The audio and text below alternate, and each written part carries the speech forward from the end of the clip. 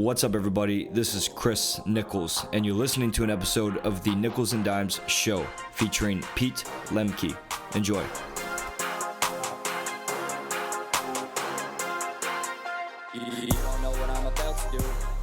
What's up, Pete? What's up, my man? How you doing? Fantastic now. Yeah, Good, man. Yeah. Well, thank you for having me over at the DropKick Brew spot. This place is sick. Of course, man. Did I get you hopped up enough before this? Or? You sure did.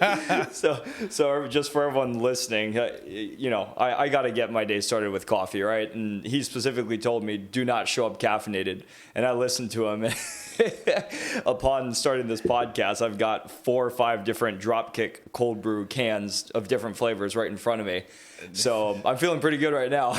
Good, man. It's funny. So we always have, anytime we're sampling for a new customer, they come in and they can try all, we'll do hot coffee pour overs as well. Yeah. But I started letting them know in advance, like, hey, don't drink your normal coffee coming here because you're going to do a lap around all the different origins and you're going to be hopped up. Some listen, some don't, but yeah, man, it's really funny. That's funny. Well, cool, man. Well, I'm really glad we got connected, and we'll get into that and your journey and your management and ownership of DropKick Brew and everything else you're working on. But let me just give a quick intro for everybody on who you are and what you're doing. So, guys, I'm here today with Pete Lemke, who is owner of DropKick Brew, which is a San Diego-based coffee brand. He's also owner of PrepEaze, a meal prep business, Vida, a poke shop, and GoodBar, which is a sports bar in Point Loma. Prior to his involvement in managing these entities, he ran Gaslamp District Media for about 10 years, which is a marketing events agency. He's originally from Phoenix, Arizona, and is currently based in San Diego. So, man, there's a lot to cover here. Yeah. You've got your plate full, it sounds like. I'm excited to really learn about how you actually do it more than anything. But I think a good place to start would be, where do you come from? But why did you get into all the things you're into today from an entrepreneurial perspective? So basically, what was life like growing up for you in Arizona? Yeah, good question. Life was good, man. I don't really come from a family of entrepreneurs, both like middle class parents. My mom retired as a court reporter. My dad was like a mechanic, plus. So I wasn't around it a lot, but I had a pretty standard upbringing. Loved sports. At all team events. I stayed in Arizona. We originally were from Illinois, moved to Arizona, went to college in Arizona State. So yeah, it was. There wasn't anything. I've been asked this once before that really stood out. Then I was like, oh my God, I know I'm going to be an entrepreneur. Yeah. And it wasn't as I hate to say trendy. When we were growing up, it was actually like you were like a celebrity if you came across someone who was like, I own a business. It was it was a spectacle. Yeah. I actually had weird aspirations when I was younger. I wanted to be a veterinarian. Then when I was in school, because my mom was in the court system, I wanted to be a lawyer. Oh, okay. So I was like kind of zigging and zagging, but didn't really realize till post-college that a career, I think I'd always worked jobs. Yeah. I realized a career in the standard grooming you're given growing up and definitely in college. Yeah. I realized really quick that wasn't for me. So it wasn't till then, but it wasn't like I was growing up saying I'm going to own a business. It was after I got out of college and took my first, it's actually a funny story taking the first job that I was just like every part of my DNA was just rubbed wrong. It was bizarre. Yeah. Where'd you go to school? Arizona State University. Okay. Yeah. The Sun Devils. Yeah. So I went to business school. I graduated with a degree in supply chain management. I got recruited right out, my last semester, I got recruited into jobs. So I graduated a semester early too. So I was young, coming out of college, I was 21. And this is a guy who all my jobs leading up to that was hospitality. So bartending, serving. Yeah. So I went from this ASU, and I'm sure you know the reputation of ASU. Oh yeah. College. I went from that bartending to literally, I graduated and I had a job offer. And so I was 21 years old, and now I'm making the commute across town to my 9 to 5. I was working in a purchasing department for a big beverage distribution company. Okay. But I followed my degree right out of college, and started working in a career, got the salary, the benefits, all that. Yeah. Even my mom was like, oh my God, like I didn't have a comp package like that till I was in my 40s. Right. But I tell you, it was like right away. I was actually questioning myself. I'm like, is something wrong with me? Like, this just doesn't feel right. Interesting. And this was the first job out of college, right? Yeah. My first job out of college, again, I was at a career fair at college. They recruited me, made me an offer. I went in there. I was working in the purchasing department. It was like scene from a movie. I showed up. I got my cubicle. Got settled in. They gave me a laptop. Gave me like basic training. But I felt like such a fish out of water. I was eating my lunches out my car, outside. And no joke, I was also commuting. So I was going from Tempe to like West Phoenix. Everything about it, I was having a freak out moment. Like, is this what the rest of life is going to be? That I think my second week of work, I started looking for other jobs. I started poking around. I struck an interview, and someone hired me in the same field, bigger company, bigger salary. It was like $10,000 more salary. Before my first month, I resigned from that company. I resigned, and I said, okay, it has to be the company, So I became a purchasing agent for an electronics distributor right across from my house. I'm like, oh, no commute, bigger compensation, this and that.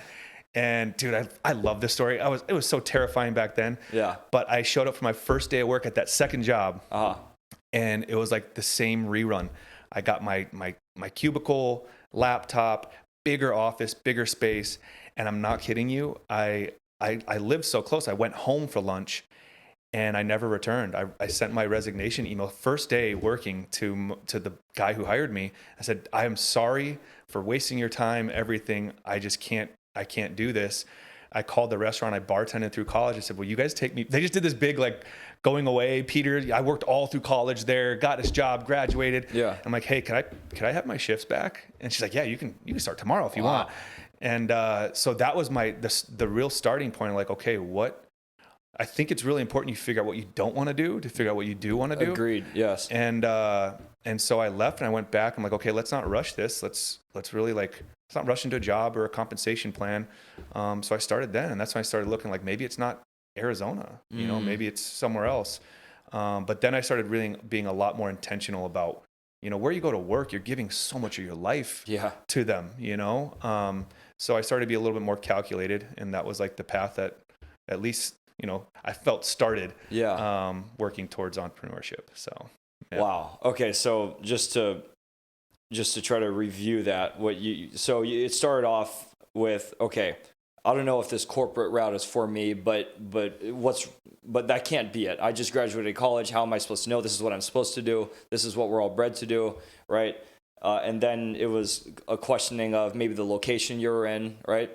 And so you tried to tap into each of these different aspects of your life when you were in your early career to basically figure out what wasn't clicking for you. Right. Yeah. Well, I give anybody advice, especially in your 20s. Like, we get too attached to having to know what we need to be doing, like short term and long term. I would argue like the better part of all of your 20s, man, like try everything. You don't want to burn. Like I honestly did feel bad. I took that position because for them to recruit me, interview and all that, like I felt terrible. So I'm like, I can't do that to somebody again, but I was learning what I don't want to do. Cause I actually, from that, all my friends in Arizona still to this day, we're all firemen. They're on the fire department. So I thought, you know what, I'm really attracted to that idea. That job, it's physically demanding. I've been in sports. They're all great people. So I went and got my EMT certification, went to school and got that. Wow. Okay. And honestly, I was on the path to interviewing for the department. And then that's where I had the aha moment of when you take a job with the fire department, it's a career, and like you do your 20, in a good way. It's really a package for the person that I said, hey, before I commit to this, because I am definitely not going to leave after a week of being on the fire department.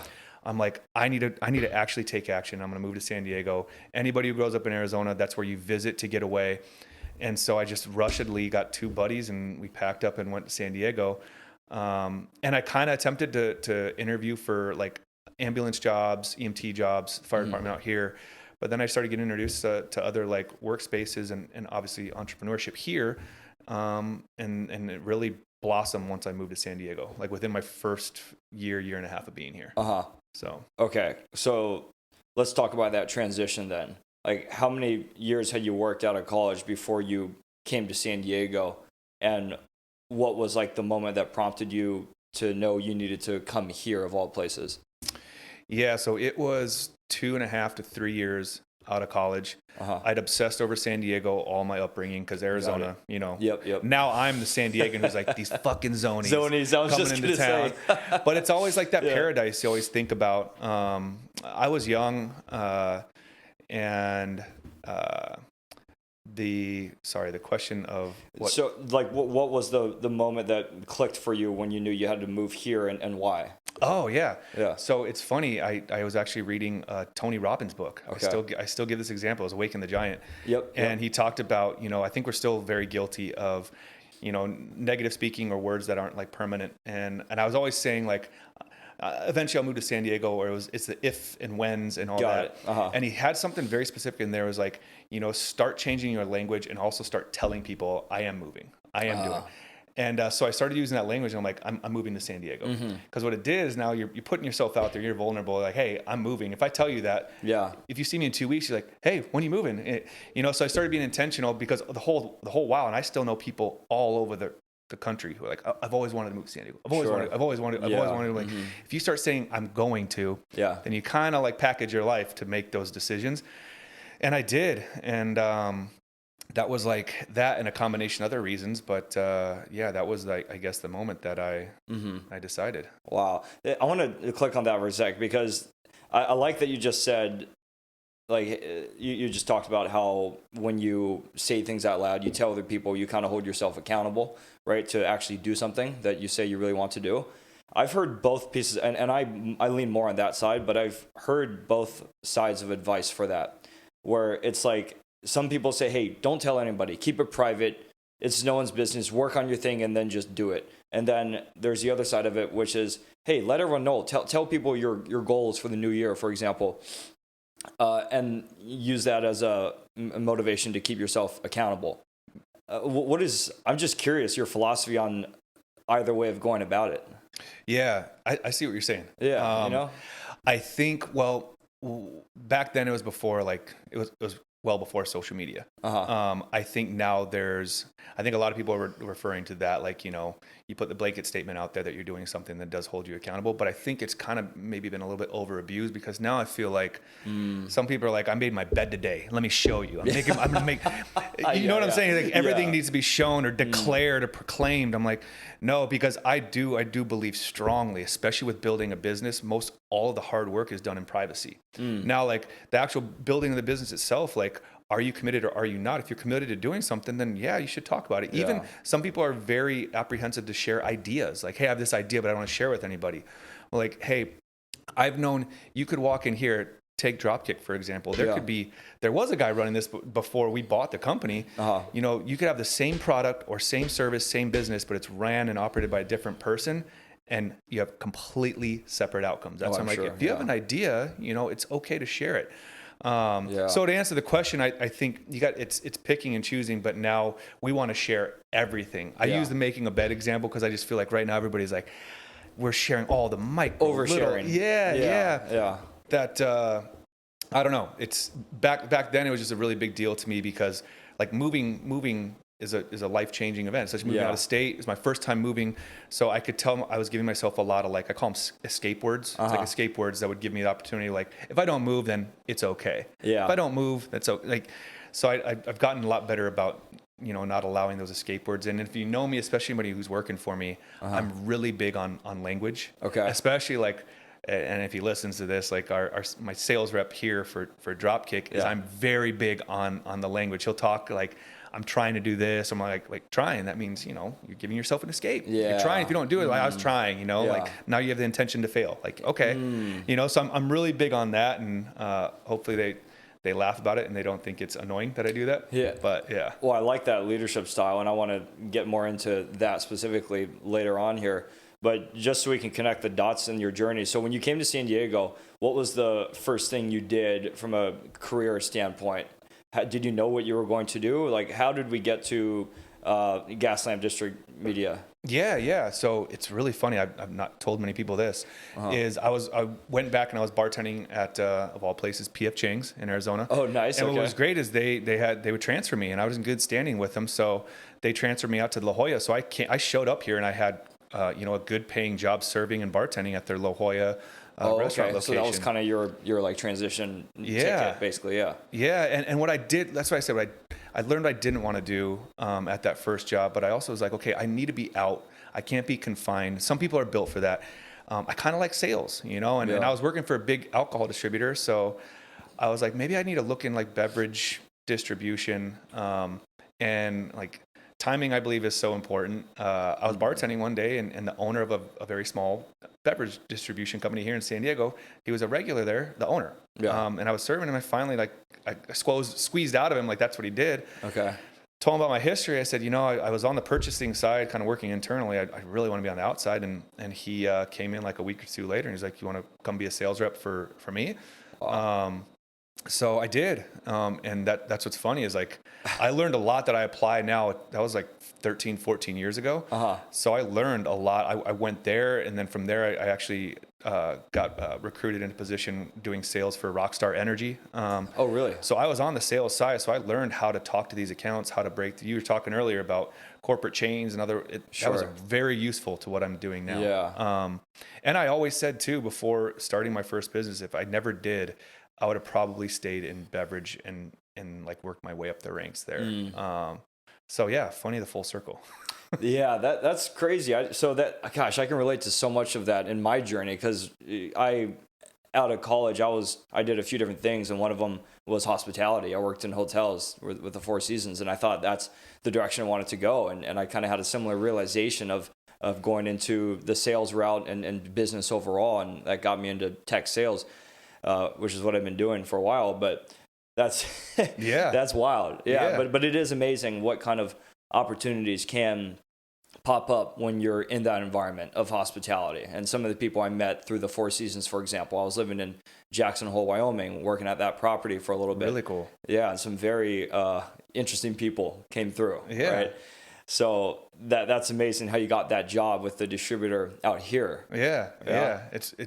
And the full circle-ness of it now to what we're doing now, that now I'm like, we're manufacturing and making the product, and now we have distribution companies who, like our distributors have sales rep, like, which was a job that I used to do, which is really cool. So I actually connect to them. And I also believe too, like, no matter what business you start or what you're in, you probably should have done the actual, like, the ground level, entry level job all the way up. Even if you do it for a short period of time, do it. Like if you're going to open a bar, you should probably have bartended. Right. Because now when you speak to a bartender, you speak their language. And you've done it. They also can't cut corners because they can fabricate something. You'd be like, I've done that before. Mm-hmm. So for me, it was great. It's like, no, I've worked that. I've worked that spot. Like, if anything, here is more learning the ops and production side of things, which we dove in pretty hard, and I learned it. But I'm a firm believer. You gotta learn each position. It's gonna make you more powerful as an owner or manager. If you're just a man, like, it helps. Totally.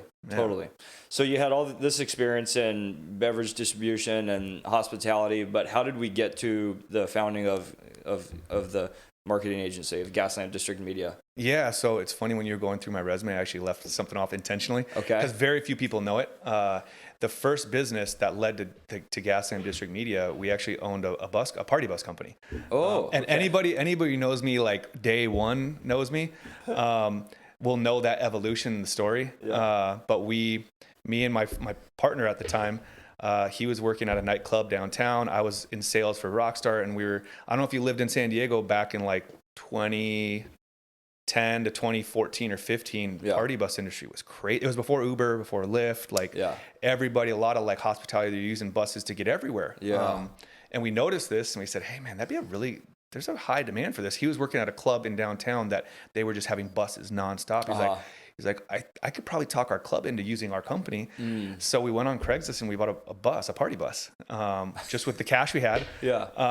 And we cried, like, it was nonstop busy. We just put it out to our networks. We were doing things totally legally because we didn't know. We were just brand new. Yeah. Because in the party bus industry, you got to follow the same protocol as like MTS, like all like public transit. You work with CHP, all that, which we were kind of doing.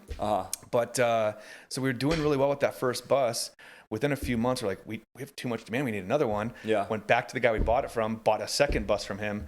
And then a month or two after that, he came to us and he's like, hey guys, he's like, he had a whole limousine, sedan, other companies. Like, I just can't keep these as busy. I see you guys, you're busy because you're sending me your overflow. Yeah. He's like, why don't I be your bank and I finance you? We'll do a loan. I'll sell you all my buses, which is 8. Oh, wow. This is the two guys who've never ran a business. Yeah. Never, but definitely, I didn't even have a license to drive a commercial vehicle. But I was so like, I was aggressive and I was dead set. And like the biggest thing, I knew the demand. We connected to, we knew we had the demand for it. So we said yes. He struck a deal, 3-year, which we would have never gotten financing for any of that. Yeah. And he also said, hey, you can park them all at the lot with all this.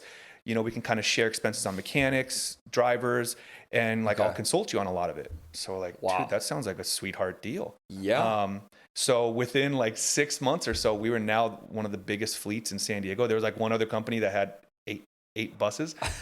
So we did that, not to like to totally take over the GDM story, but we did that for 3-4 plus years, and people were starting to identify us as wait, do you guys do marketing or events? Because we were working so many clubs and hotels, and we would organize like concert trips down to like cricket when, you know, there's performers. So like, hey, a bus and a ticket. Yeah. And our name just got out there so much. So we were getting calls asking like, hey, will you market this? Will you do that? What, just because they started seeing your brand everywhere.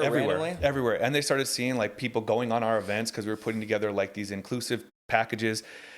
And at that point too, any like a club operation or hotel would be like, hey, can you, how do you bring those traffic those people our way? Like, how do you get those people to our venue? And so we got enough calls that I said to my partner, I'm like, hey, I think there's something here. We should probably actually market ourselves as a marketer. Like we'll also help you with your marketing, your promotion, events. Yeah. So that was the bedrock for what started. Yeah, it's crazy, man. That's cool. It's crazy. And we had to fortunately I had enough like thought process back then. I'm like, hey, I need to go all in on this. So like the bus industry, we'd built so much. I'm like, I need you to really stay focused, like stay on that, because having 8 buses out on the road, Thursday, Friday, Saturday, so like, I always describe to people, like, imagine you give your keys to your car to a friend just to borrow for the weekend, the amount of stress and worry and all that, like it was a lot. So he did. And I really opened up like new customers, clientele, and we got big into marketing.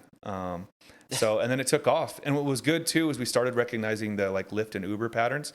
And we started like selling our buses in other markets. Plus our marketing agency was taking off and the margins were better. Yeah. You don't have the headaches of a bus with people liquored up and the stress and in the city and all that. Issues, so we ended up like selling off buses, and we like, man, it was not planned this way, but like we were selling them off and we were kind of exiting out right when Uber and Lyft took off. And that's really brought the value point down on luxury transportation. People it's so easy now to just get an XL sedan or other type of vehicle. So this is probably around 2014. It was exactly around that. Yeah. Mm-hmm. So we transitioned out and then went full gas on the agency, and it took off. Like it really took off. But I never, like, anybody who listens to like they know that part of me, because I was like the party bus guy for several years. That's hilarious. It was crazy, man. It was crazy. Okay, so, wow, I've got some questions. That's an incredible story about the you GDM. Yeah, that's amazing. So you basically started a party bus company, which turned into a marketing events. It sounds silly, but like the symmetry, it actually does make a lot of sense. And also we started hard selling. We're like, hey, you want us to market? Why don't you actually pay us? We'll do your marketing and promotion. That was like when social media was taking off, and we actually brought a friend of ours who she's now actually, it's so funny, she's now an equity partner in our businesses. We brought her in because her background was marketing. We're like, hey, Samantha, we got this much to pay. Yeah. She was working a government job at the time. Would you come help us get this off the ground? And she literally sent to us like, here's my monthly expenses to just stay afloat. We're like, cool, that's what we're going to offer you. Wow. Okay. And now she ended up being the marketing director for the agency, because we ended up having a bunch of clients and like obviously a full staff of people. And she took over and grew into like the marketing director, and now has actual equity in these businesses. And it's still like, anything marketing related, that's her forte. So yeah, man, it's crazy. Yeah. So in a way, I'm just thinking this through. You kind of proved yourself. You validated your value to these events who were trying to make money for whatever events they were by starting off as a transportation business to get people to those events. So you were literally driving attendance, traffic, whatever it was, to these events. And then they're like, hey, you're physically bringing people here, but you're also building this reputation where people are starting to recognize you guys, and they're making you think of our event. So it really nicely translated to a way to market each event. Yeah. I mean, put yourself in the eyes of like a bar owner, a nightclub owner, all that. Yeah. It's actually smart, the ones who came to us, because like we have these vessels that hold 50 plus people in it. They were reaching out like, how do we have those people come to our bar, our venue, or that? So the conversation kind of started there. And they said, well, hey, there's a way, like obviously us trafficking the people there, but like marketing it as well. Yeah. So it really was like, that's kind of how all of it started. And till its last day, like 90% of our clients were all in hospitality. We just found a really good groove on how to market bars, restaurants, hotels, and all that. And it's actually, you know, kind of fast forward, I'm sure where we're going. It's like, it's why, because we gained so much experience marketing for these hospitality accounts. That's why we're like, hey, let's open our own, you know? So the Poke Shop and those. Oh, okay. Yeah, because we learned, by no means did we have the secret sauce, but we were doing this for so many hospitality accounts. Yeah. That's like, hey, we should try our own, you know? Yeah. Because you were starting to see how they operated, and you started to envision how you could do this yourself. Yeah. By being so directly involved. And this was you and your partner at the time? Yeah. Right? Okay. Yeah. And so have you always worked with partners as you've done all these, owned these businesses? Okay. Yeah, I have. Yeah. Now I have 3 between all the companies that you mentioned too. So I've been lucky too, man. Like, finding a strong, reliable, trustworthy partner is probably the hardest part of starting a business or being an entrepreneur. Oh, I'm sure. There's so much good and there's so much, unfortunately, bad that can come from a partnership. Yeah. I've just been very, very fortunate. And I think that's become my strong suit, is like any partner I've had, even up to current day, I've kind of approached them. Like, I think recognizing talent and alignment is one of my biggest strengths. Got it. Okay. And also too, sharing. Like, I could go to them all day, but like sharing a piece of that, like we were talking about the gym before, is like recognizing talent, giving them a piece.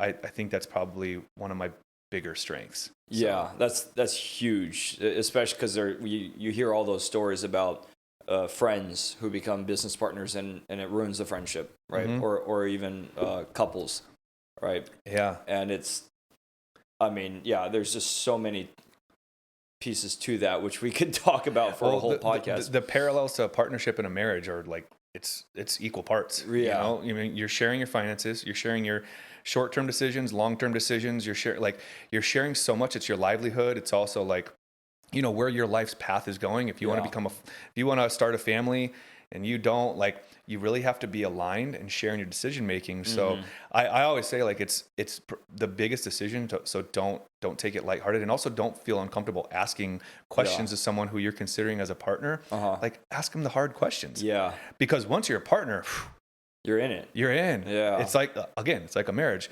Once you're married, you're in it. So if you want to unpack that, now it just became a whole lot more difficult to like get out of it. Yeah. You know? So yeah, but the right partner, like for me now, there's absolutely no way I could have more than one business if I didn't have the right partners. For sure. So, yeah. Okay. Yeah. And I want to get more into that, but what specific type of events were you actually doing with GDM? It was all over, man. So we had a lot of accounts where we were like retained weekly, like we were paid on a weekly basis to market like a specific night or specific event they were doing. Yeah. So we do everything from that to like one of our biggest claims to fame is we launched a really large pool series at the Hard Rock Hotel. Hard Rock Hotel was one of our biggest partners. Okay. Right up until 2020, actually, we were running the it's called Sunburn Pool Series. We actually we developed and created that brand. We had all the intellectual property and everything behind it, and started from like. If anybody knows the history of like that hotel, there was a really large party on Sundays, and we were given this Saturday. They said, "Hey, just create something cool for our guests, for something else." And it went from like, no joke, it was doing maybe $10,000 on a Saturday to, you know, during season, we had a 26-week season, we were doing over $100K a Saturday. Wow. The hotel was. Wow. which is exciting. So we would create brands like that. We'd do one-off events. We did a country music series on the roof of the Hard Rock in 2018, Wow. once a month. So it was fun, man. Like I loved it. Like there was, God, it sounds fun. yeah, it was fun. It's a ton of stress. Like Yeah. in that space, anybody who's in the event space, Oh, yeah. it a lot of like your income relies off of attendance and profitability and all Yeah. that. So you really gotta be smart. And Lord knows, like it took a long time for me to actually become like really profitable. But once we did, it was a lucrative business. Yeah. So Wait, so were you doing the organizing of the events too? Mm-hmm. Okay, Yeah. so you did everything. So Yeah, it wasn't yeah. just the marketing of it. You weren't partnering with some event organizer group. No. So we typically were that group. And Yeah. there's differences in like, we had some places where we were the weekly partner and, we were paid like a fixed weekly amount and our job was X, Y, and Z. And then there's one like this, the Hard Rock I described, where it was everything. We were all encompassing, but we shared profit on the event, which was really exciting for us. So we had like levels to how we would, I guess, produce and organize the events. That's awesome. Yeah, it made you much more motivated to really try to make them successful events. Yeah. Yeah, like we were just talking about earlier with the ownership piece.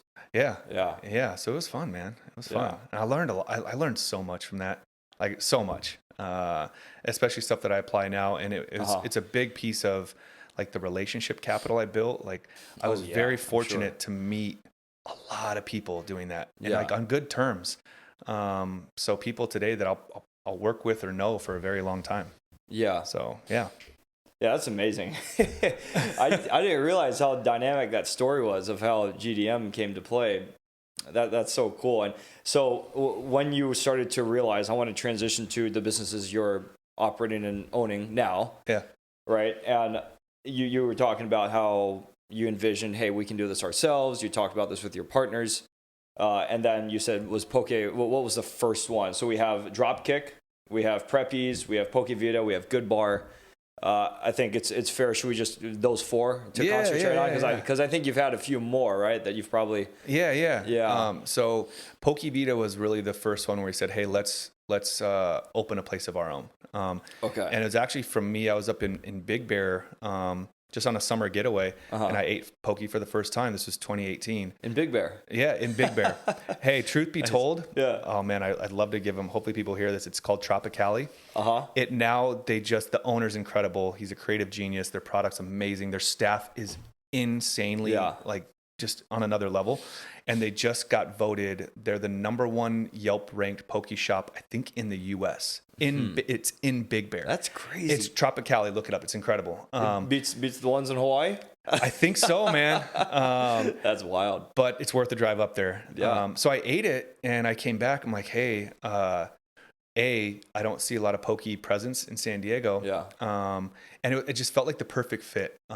It's a fast casual restaurant, so I didn't by any means want to get into a big deluxe like operation. So I came back and pitched the idea. Everybody on our end, they loved it, but then the reality of it, of like executing, lands on me. Yeah.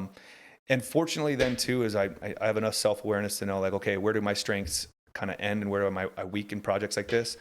And I went to, now he's my main operating business partner, who he'd always been in owned and operated. He was more on the ops and production side. I said, hey, I basically took him to dinner. I'm like, I know you're one of the best operators in town.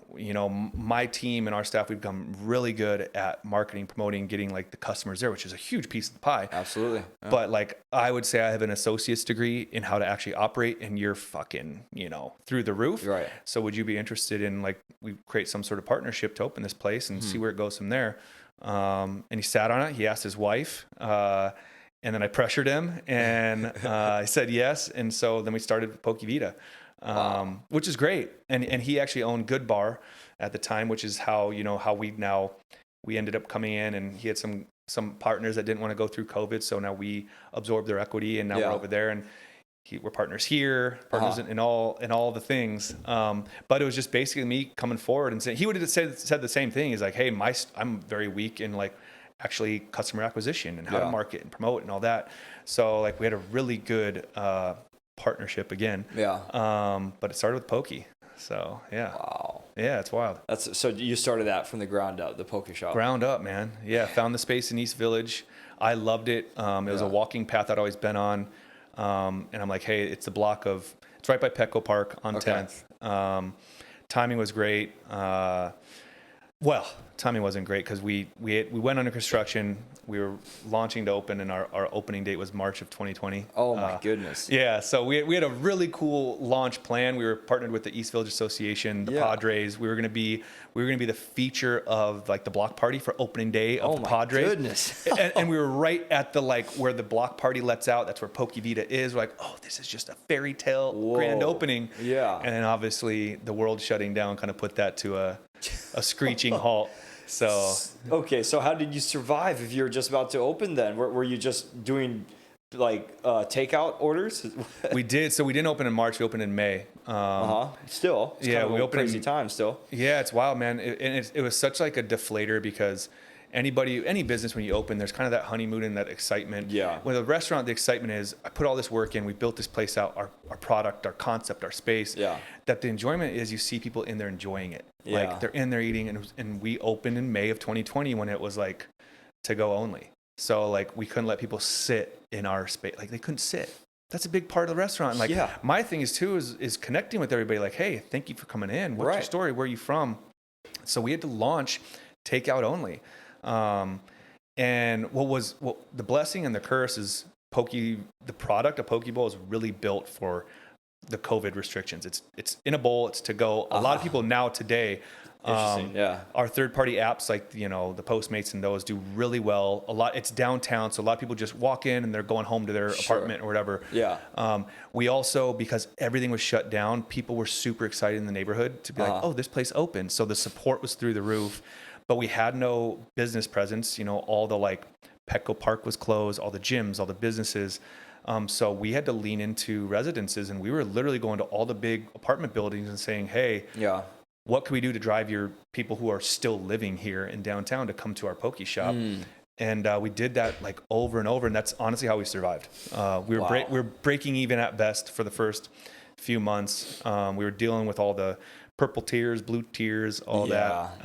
Man. So it was by no means, man, like that place holds a special spot in my heart. It always will. Yeah. To where what it was supposed to be, to where we're now 3 years later and we're starting to get back on track to the plan was to do that concept, prove it, and then duplicate because it's fast casual. So now we're actually in the conversations of, are we ready to duplicate? Are we wanting to multiply? Which is exciting, but it took every bit of that time to get back to our original footing. Yeah. So, yeah. Wow. It's crazy, man. That's a cool story. And especially with the experience you have from the marketing agency and being involved in events, you were probably planning to leverage that experience and the skill set you guys had of bringing people together in person and presenting something, a cool experience for people in person, physically, for this poke shop. And you couldn't even do that. So that just completely made you shift your direction with your strategy. Yeah. Well, and it actually was the birthing place for PrepEaze because, we were, like I said, we were breaking even at best for several months, that we were sitting in I'm sure every owner operator out there was sitting through creative meetings on how do we make more money? How do we continue to make money? And I've always been a meal prep customer, and I just kind of threw the idea out there. I said, hey, well, meal prep industry is doing great right now. It's touchless. It's to your door. It's healthy. So I threw the idea out there. It was received really well, my partners. But it was an extremely, extremely challenging launch just doing that because you have the website and subscriptions and all that. But that's really what, led to us launching the meal prep company is just thinking okay, this makes sense. We got a kitchen, we got a team, we got the marketing, our marketers, so we can build out the website, do that. We were very naive as any new business, just in how much work it'd take. But it was great, man. And we launched that December of 2020. So wow. Okay. Yeah, it was wild. Yeah. So I love the way each business you've founded is connecting to one another, right? From the party bus to the marketing events to the poke shop to PrepEaze. So when you had Poke Vida operating and going, and then you started the PrepEaze, did you just like, did you kind of consider the work you were doing at Vida as a part of the PrepEaze work, or other way around rather? I'm trying to understand because you started a second business, which is a different thing, but like, how did you split time between the two is what I'm trying to ask. Yeah, it wasn't pretty, Okay. to answer the question easiest. Because we originally used like our chef, we said, hey, we're building poke bowls, but we obviously weren't slammed. So we had the time to like put together a menu and launch. We were naive in thinking we could do it from our kitchen at Vida, which lasted all of about a month. We actually had to retain an offsite like ghost kitchen. And then we had to boost up, and we had to hire. It was good. So we could obviously offer only so much to our employees at Vida, but we said, hey, we got this meal prep company. So if you want to also work over there, we have other opportunities. So we were kind of using the team like, hey, come over here. Even if it's like, if you want to drive, like we have options to drive. We also have options to prep and cook in the kitchen, all that. So it was cool. It created like jobs between both teams, but it was really messy. Right. You know, and we were just kind of keeping up with demand, and we shut Vida for like 2 months it was actually good timing in December 2020. That's when Purple Tier happened, and they rolled all restaurants back, and we're like, dude, December is the slowest month just like historically. So like we're going to close for the holidays. This is silly, but we're opening this. So we'll kind of focus on that. And then we reopened Poke after the couple months of Purple Tier, or I don't remember if that's the right color code. So yeah, it was messy, man. It was messy. It was a lot of stress too. Yeah. So yeah. Okay. So, and then I definitely want to get to DropKick because that's your main thing today, right?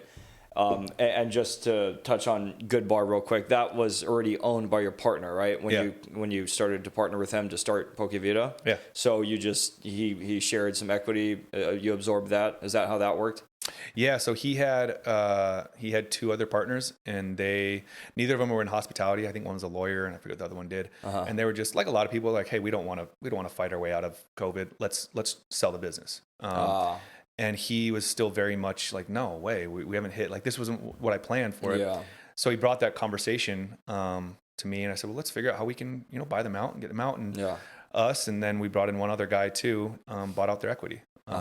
So it was a great move. They were happy. We were happy. And where GoodBar is now, it had never like achieved the 3 years prior in normal times. Wow.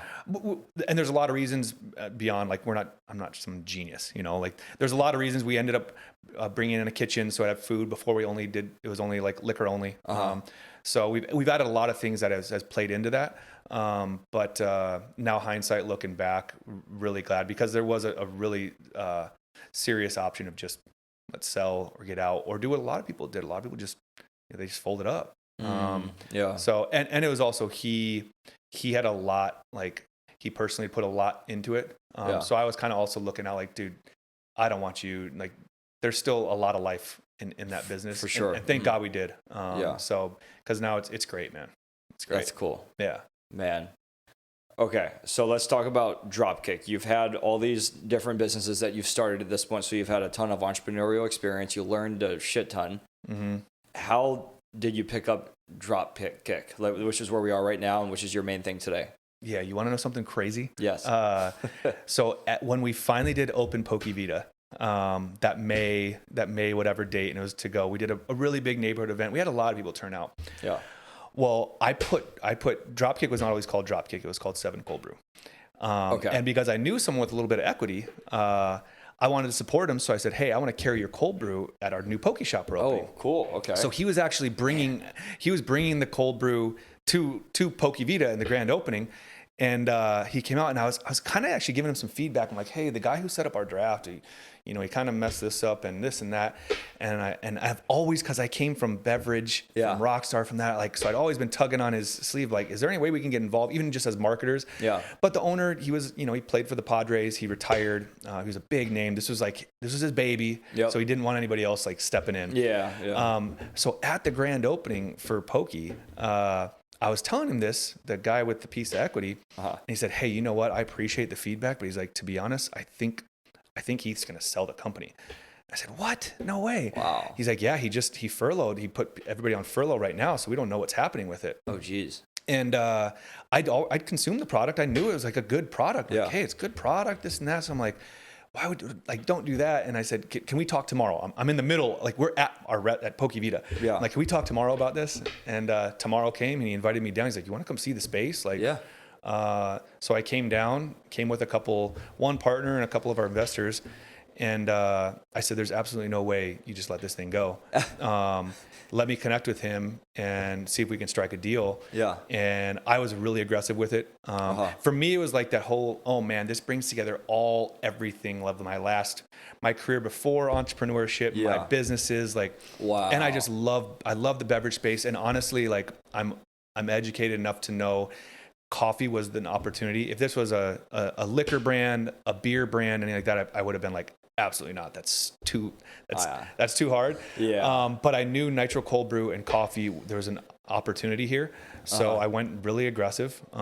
He connected me, and we honestly had we did an asset agreement, so we didn't buy the business. But we had it struck and signed within, it was less than 30 days. And in that time, while we were waiting for signatures and kind of like, inking the deal, we were actually, because the previous owner relocated to Texas right away. Yeah. We were running the business too. So we hadn't officially made the deal, but we knew, hey, if this place is shut and product's not being distributed, we're losing shelf space. It's going to lose its value. So we came in and we were managing people who were looking at us like, who the fuck are you guys? Yeah.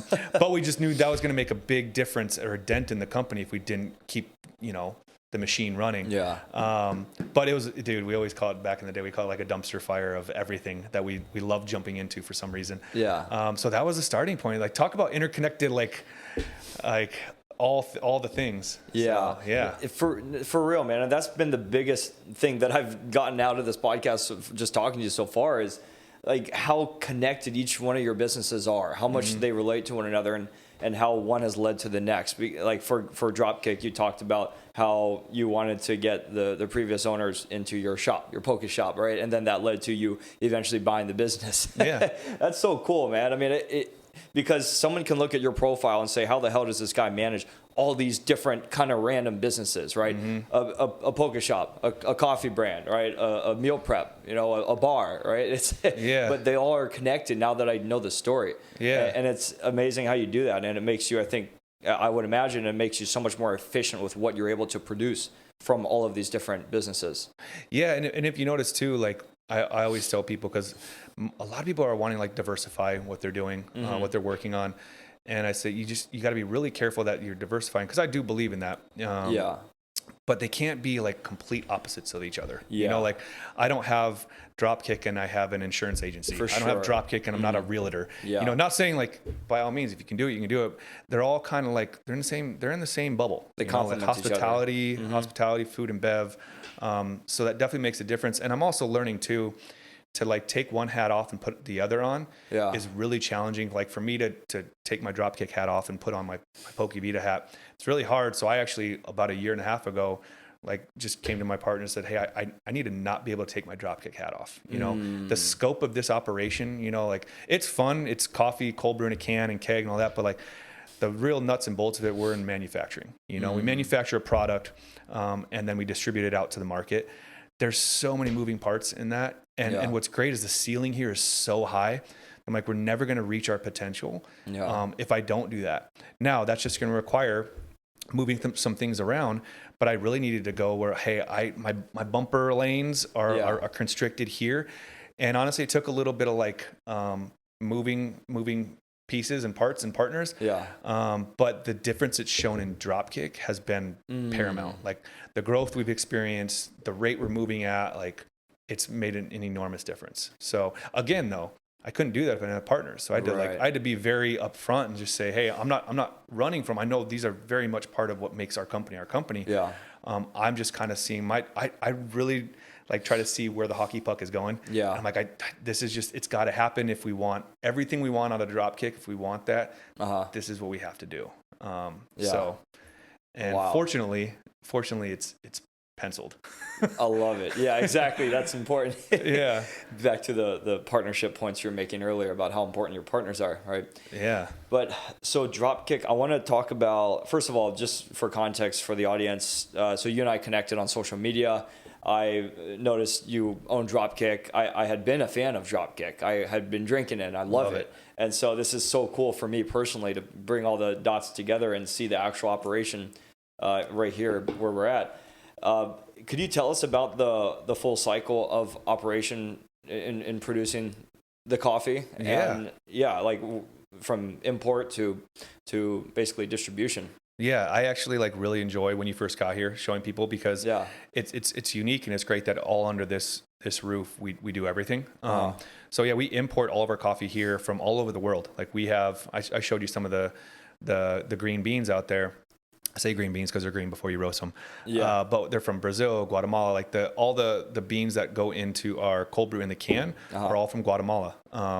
We have Honduran beans that we use for a lot of our espresso coffee, beans from Mexico. So the point is we import it, and they all show up on a truck here, either from Long Beach or from Houston, Texas. They come here. Yeah.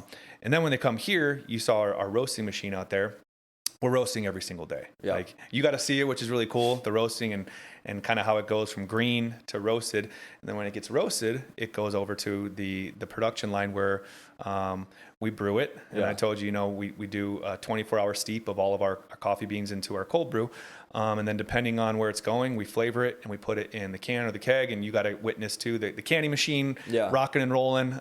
We're filling kegs out there. And then it gets shot out the door. So we have 3 different distribution companies here who cover us. So we have holding tanks here, like cold walk-in space, but ultimately it goes to our distributor. Then it goes out to the end retailer. So that's like the really short version of it. Pretty straightforward. And a lot of headaches in between. Right. Can you tell me about the roasting piece? Because you had mentioned that was a change you made, right? Where the roasting of the beans used to be outsourced by the previous owner? No. So it was same guy. So Corey, who was a partner in the company and our head roaster, he just had his like brick and mortar where he actually roasted with his machine, equipment, and all that was up in Poway. So he was still very much, and still is, a partner in the company. It was insourced, but it was just off-site. So we had a long-term goal of like, hey, we got to bring that machine, equipment, and everything down to where everything else is done here. But that, we knew that wasn't an overnight transition. And it took a lot of cooperation on both sides. So March of this year, we got the machine, equipment, everything down here. For that purpose, we just knew if we're growing at the rate we're going, we have to kind of do everything through here. But what's good is like same roaster, same bean, which honestly the quality of your coffee, your cold brew really falls back on your bean and how it's roasted. So, and he's Corey Withrow, he is like a master of his craft. Got it. Okay. Thanks for clearing that up. It just seems like it was such a big improvement in streamlining your efficiency, right? Bringing it all literally in this warehouse here. Yep. That was it. That's cool. That was it, man. Love it. Yeah, man. Well, what an entrepreneurial journey. We spent more time than I expected talking about it, but it was so fascinating hearing how one thing led to another for you. And I think it's really a valuable story for anyone listening. But I want to ask you about some of the biggest challenges you've experienced, maybe from a general perspective, or you can be specific as an entrepreneur over the years. Like, is there anything you can kind of bring together from your entire experience as an entrepreneur with all these different businesses that you can talk about and basically let's go against this picture of, everything's been smooth. Yeah. So challenges, I want to give the most valuable ones, because there's a lot, man. There's a lot of challenges. And I mentioned when we first started talking, when I was growing up, entrepreneurship or owning a business, it was such like, I felt like you were a celebrity if you came across someone, because it was so rare. Now, like, there are entrepreneurship, and I've even got like a weird relationship with that word. And owning a business is such like a popular, I hope it's not a trend, but it feels like very trendy, that it also might be giving some like false impressions of the job at hand. Because it still very much is a job. Challenges for me, man, is, well, one, I have my journey, and I still have a fucking long journey ahead. For sure. Yeah. It's being very mindful of not comparing your journey to somebody else's. Oof. I like that. And it's really hard, because comparing your journey to someone else's is probably one of the biggest places where people fail or they quit. Yeah. And no journey is the same. Even mine, I could go back I've been doing this for 12, 13 years. There are plenty of times where I'm like, oh, but he's doing this. And I compared, and it would either put me in a state of like, am I failing? Am I whatever? I've done a really good job of not comparing my day-to-day movement and even my big picture, because it's different from everyone. And it's funny, like I tell people that also applies in your personal life too, because I talk to a lot of people who like they're overly like, and I appreciate and I'm so grateful for what I've built, and I know that's a big part of my identity.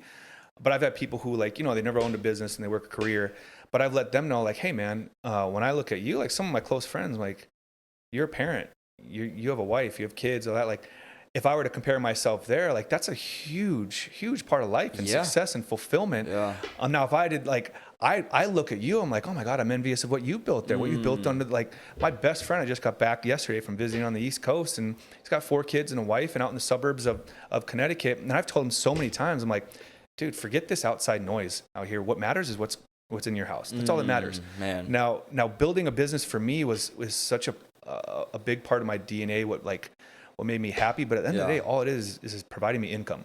And if you have, whether you have a business you built or you work in tech, whatever, it's giving you the income then to do the things that make you happy. So like if the way I get my income is different from you, what does it matter if you're happy or not? Wow. But it just takes comparison, because there's a lot of part of my journey. Like obviously I had to make significant sacrifices, and I've been told by a very wise person to call those sacrifices investments instead. But you sacrifice or invest in a lot of part of your personal life. Like if you're truly committed to being a business owner, like you eat last, you're last. And that's a hard, especially today in like our attention seeking culture that we're in, that's really hard to prioritize myself last. And I still do. So yeah, I think comparison would be one of the biggest challenges, or like if you're starting a business, just to be mindful of, because everybody has a different path to where they're going, Man, that's awesome. What a good answer. Thank you. You said a lot of good stuff in there. Thank you. And it actually really relates to the next question that I was going to ask you, which is a question I ask every guest near the end of the show, which is, what's an entrepreneurial life hack that's against the mainstream belief? I mean, what you just said could qualify as an answer to that, but I don't know if you have anything specific that you had in mind to answer that question instead. You know what? I read that when you sent it over. And I actually am very passionate about the answer, and it's whether it's entrepreneurship or whatever the case. I don't think the hack is, there is no hack. It's whether it's building a business or making your bed. Okay. I love it. and I'll explain, because right now I feel like everybody's trying to give that hack, and they're actually trying to profit off it too. They're trying to sell you with the hack to be, I'm sure you see it all the time. You get 100%. Ads run against you, like to be a millionaire, and four easy decisions to be a millionaire. To run a bit, like the hack is, there is no hack. For me, it's like starting a business is such an important decision. And people say chase your passion, and I say chase your energy. If you find something, whether it's a can of coffee or training someone online, and it gives you energy, thinking about it, doing it, experiencing it, then you're going to do whatever it takes, And so if someone gives you the hack, like you got to wake up at 5 a.m., you got to eat your probiotics, you have to, no, you don't have to, find that thing that then you start developing your hacks. Like me with this product and this business, I fucking love it, man. And it does give you that energy. Now, am I like an extreme passionate person about coffee? I wouldn't necessarily go that far, but I am very enthused and energetic about building this business at scale. I am so enthused, and honestly talking about it just brings even more lifeblood, because I'm so in it that I have rare opportunities to talk about it. I like coming outside of it and talking like this about it. So I'm like, oh yeah, we're but then I go back to and focus on it, but it's what gives me energy. So it sounds cheesy unless I give that explanation, that the hack is, there is no hack, but there's not, because everybody's trying to sell a hack, and I promise you, none of them really pan out.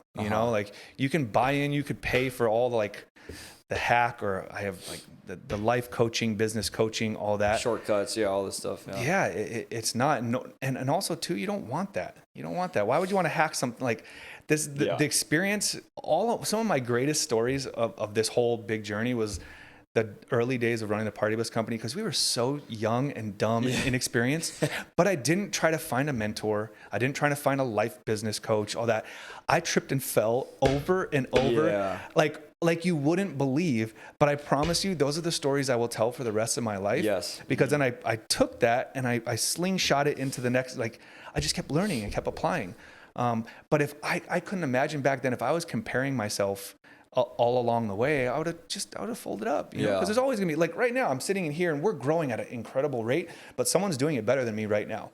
So am I going to let them bring me down? You know, no. So I think that's a hack. It's just, you know, we're very caught up in needing to know the little shortcuts, and we're very caught up in, I'm really appreciative I didn't get into business when social media was on the rise, because I have to still check myself now. It's such a distractional tool. And if you're wanting to start a business, you need to be laser focused. And even now, like it can be distracting to me, you know. Back then it was like, no, your results it's shown, it's by your actions. Now it's like, dude, I could curate and make myself look like, you know, for sure, smartest guy in the world, the biggest business in the world. So not sure if that's like a fair answer, but no, it is. I just think people fall into the guilt themselves. Like if I'm not waking up at 4 a.m. and I'm not running 3 miles before I, you know, turn on my phone, like, no, you need to be disciplined, but like that doesn't, like, you could do all that and then you know, you still fail. So for real. Man, no, that is cool. And that reminds me of just a couple of guys I love listening to, Andy Frisella and Alex Hormozy. They go over that concept a lot around, there's no shortcut, there's no hack. I worked for decades to get here, worked my ass off, right? And so they communicate that message, and it really lines up with the philosophy, the life hack you just shared. So, which isn't a life hack, right? I mean, dude, I love Andy, and I think too, owning a business is super, like, it's leadership through and through. And he has a different leadership style, and so does everybody else. But I think the biggest thing, if you're going to own a business and you're going to be true to leadership, is you have to, most people require seeing something to believe it. And like if you're starting a business, whatever it is, you believe that thing before you actually see it, before it's tangible, before the actions. And like most everybody else too in your outside circle, when you say, I'm going to do this or I'm going to do that, they're like, oh, you're fucking crazy. But then when you do it and you start seeing success, that's when they start seeing it. So like a true leader, entrepreneur, you are believing in something before it's an actual something. That's a gift. That's a gift. And like, for me, I've always been that way. And honestly, I've gotten used to, it's routine as it comes. Like when I called it a dumpster fire. When I took this over, there was no glory in it. Like there was no glory in this. There was, we'd fix 3 problems and 4 would be waiting the next day. It was just over and over. So back then there was nothing, like there's something to be excited about, but not necessarily. But what I did have is I believed, and I knew this is going to be a monster. Now, do we have a long road? And we still do. We have such a long road. But I believed it, and that's how I managed and operated and structured the company. But if you don't have that, you quit. You know, like there are too many people, even people who might be involved, and they're like, whatever you're saying, I get it, but until I see it. You know, like, no, you have to actually, like, having that mentality, like, I believe it. It's rare and it's hard to find. So like Andy's that guy, you know, like he always tells this story. He was running like a brick and mortar, like a storefront. He was making like, it was some insanely low amount. He'd sleep in the back, this and that. But what he believed he was going to build the empire he has now. I'm certain along the way, there were plenty of people who were like, you are a fucking idiot. But now how many of those people are like, you are a genius? Because they can see it. They walk in there and they're like, oh my God, you are the smartest guy on the planet. Man. He's always had that mentality. He's had that since, you know, day one starting business. So it's hard. It's really challenging. Man. Because I just want to ask, because we talked about this a couple of different times, your leadership style, and how you mentioned how yours is different from Andy Frisella's. You mentioned earlier about how you're big into words, right, with your employees. Could you just describe that a little bit about what you mean by that? How would you describe your leadership philosophy? Yeah, man, it's tough, because where I've had to like pick and choose who I follow Andy Frisella, I follow those guys too, is nothing about leadership is one dimensional, you know, and nothing is like, sometimes we get a little bit too binary on, you have to grind. And I used to be in that headspace, you know, and There's a lot of benefits to it, but where I shift is like, we're all humans, Yeah. you know, and especially employees, like you want people to operate at the same capacity or same care as you, but the reality is that's not going to happen. So for me, I've had to connect with the people who are part of the operation, the people that I'm leading, and figure out what makes your clock tick. Because everybody's different. And if I can let you know without micromanaging you, from the guy who brews the coffee to the guy who sells the coffee, you know, what I expect out of you and what your performance needs to be.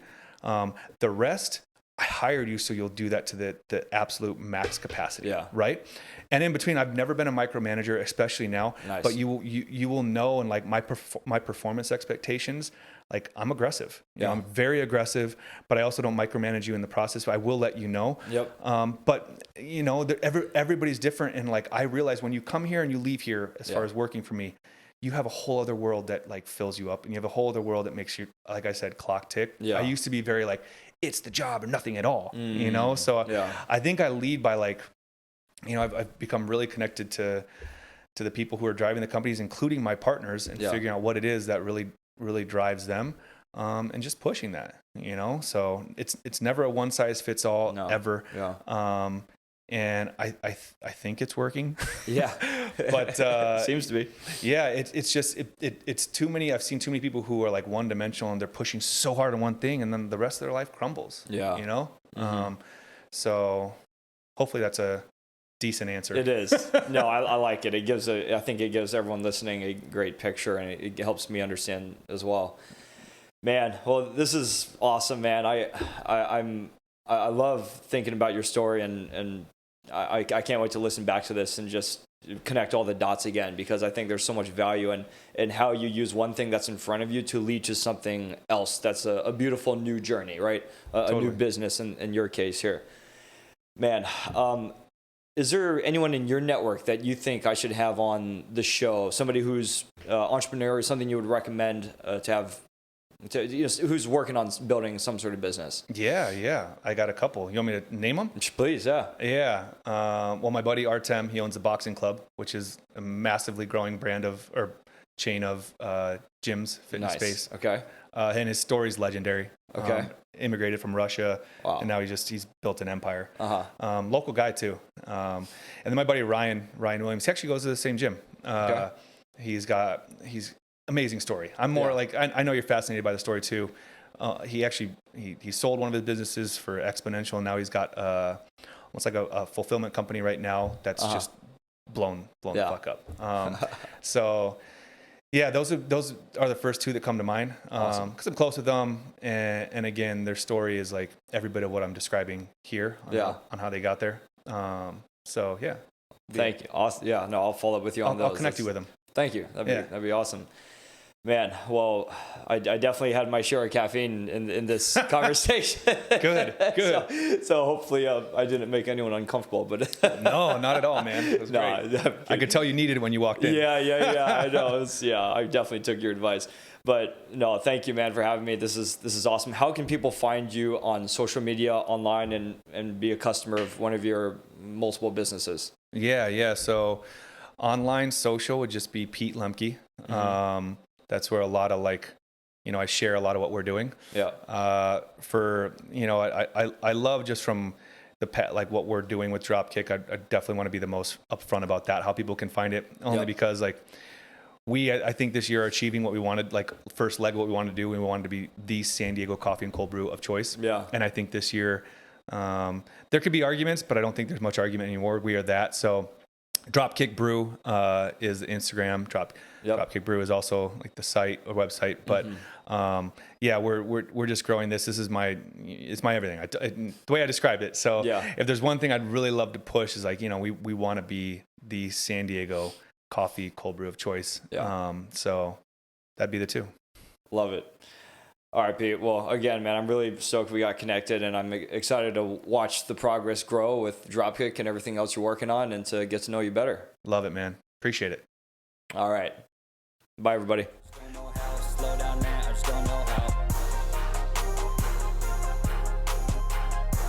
Thank you for joining our conversation today on the Nichols and Dime Show. Please check out and follow my podcast Instagram at Nichols and Dimes Show. I'd love to have you subscribe to the show on Apple Podcasts or Spotify or YouTube. You can also find it on my website. I welcome and encourage any feedback you can share in the reviews so I can continue to improve and develop the show. Thanks again, and see you next time.